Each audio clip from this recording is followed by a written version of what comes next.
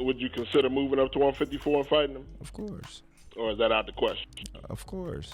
Like I said, 154 was already in the near future. And yeah, we can do that at 54 as well.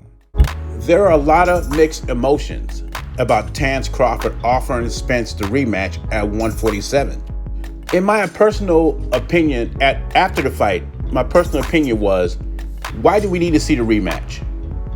It was so one-sided skill level. I mean, there were levels to this. Spence wasn't even on Terence Crawford's level.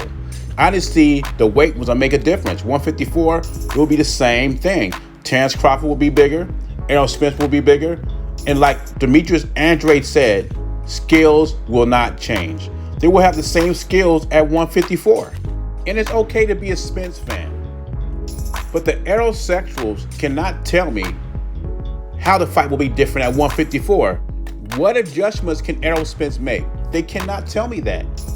All they tell me is Spence will be bigger and his punch resistance will be better at 154.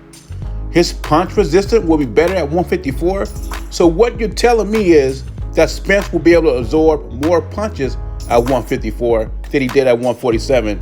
And that's how he's going to win the fight. Because we saw at 147, July 29th, that Terence Crawford was the faster, the stronger guy, the better boxer.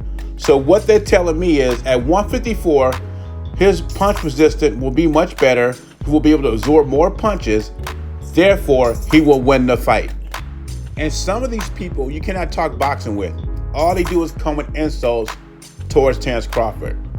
I've seen him called a moon cricket. I've seen him called a wild animal. And you would call these comments racist, but these are coming from black folks.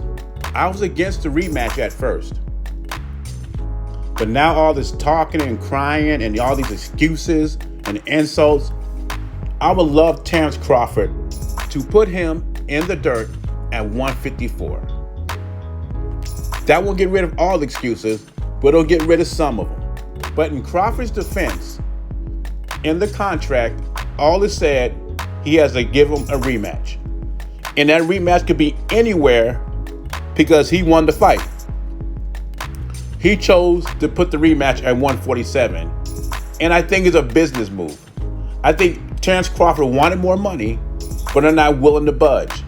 This is all about money. Terence Crawford wants more money going into the rematch.